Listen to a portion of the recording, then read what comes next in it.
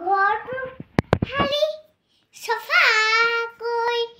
নপৰা নকবি তুলে মৰম লাগিলৈ মূৰত ধুমুহা ধুমুহা আহিলত হাকৰি ধুমুহাৰত